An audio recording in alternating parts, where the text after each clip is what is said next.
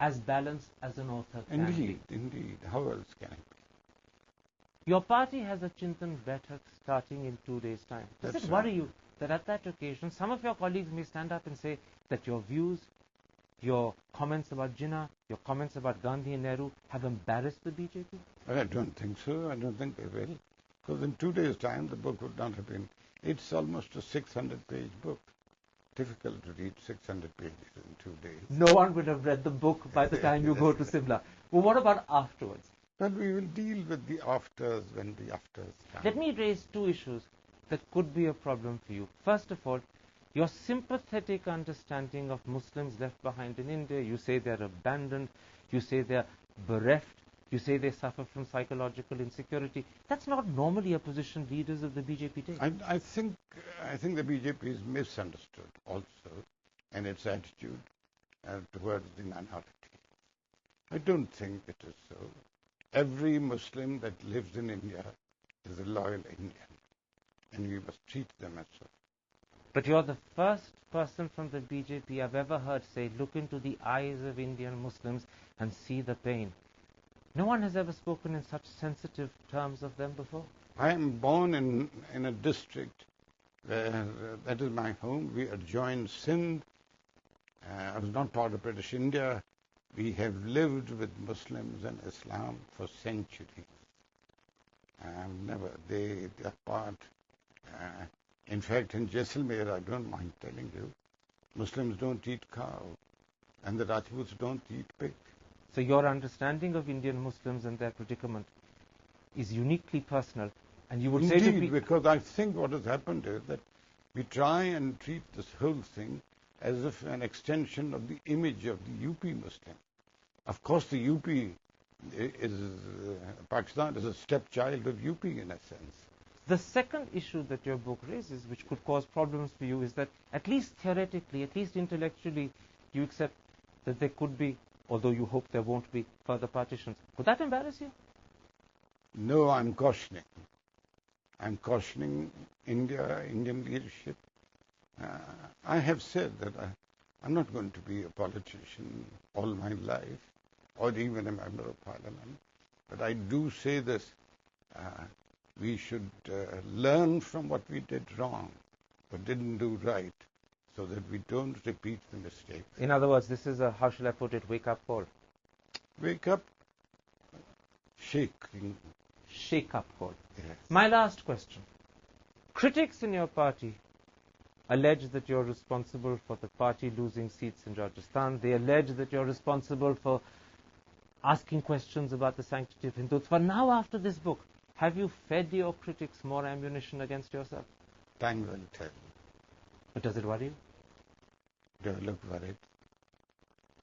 With that smile on your face, Mr. Jaswant Singh, thank you very much for these two special interviews. Thank you very much. Thank you.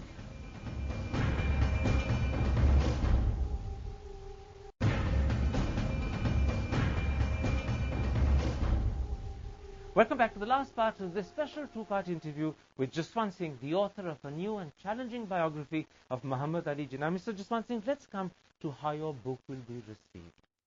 Are you worried that a biography of Jinnah that turns on its head the received demonization of the man, where you concede that for a large part he was a nationalist with admirable qualities, could bring down on your head a storm of protest?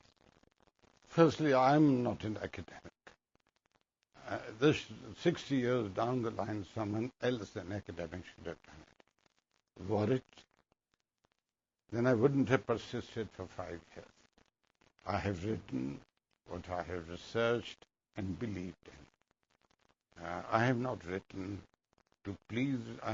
It is a journey that I have undertaken, as I explained myself, along with Mohammed Ali Jinnah, from his being an ambassador of Hindu-Muslim unity to the Qaeda-e-Azam of Pakistan. In a sense, you were driven to write this book.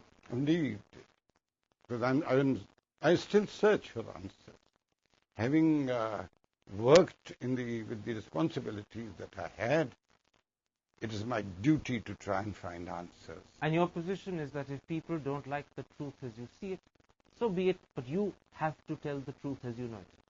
Well, so be it, is your way of putting it, my dear Karan. But how do I abandon my search, my yearning, and what I have found? If I'm wrong, then somebody else should go and do the research and prove me as wrong. But in other words, you are presenting what you believe is the truth. What else can I? And you can't hide it. What else can I do? What else can I present? In 2005, when L.K. Advani called Jinnah's August 11, 1947 speech, he was forced to resign the presidentship of your party. Are you worried that your party might turn on you in a similar way? This is not a party document. My party knows that they've been working on this. I have mentioned this to Shri Advani as also to others. But are they aware of your views and the content of the book? They can't be aware unless they read them. Are you worried that when they find out about your views and your analysis and your conclusions, they might be embarrassed and angry? No, they might disagree. That is a different matter. Anger, why should there be anger or disagreement? Can I put something to you? Yes. Mr. Advani, in a sense, suffered because he called Jinnah secular. You've gone further. You've compared him to the early Gandhi, and some would say that Gandhi is found a little wanting in that comparison. Will that inflame passions? I don't think Gandhi is found wanting. He was a different person. There are two different personalities, each with their characteristics. Why should passions be inflamed?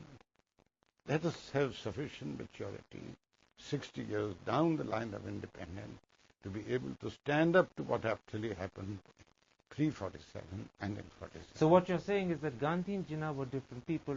We must learn to accept that both had good points. Of course. And both had weaknesses. Of course, Gandhi himself calls Jinnah a great Indian.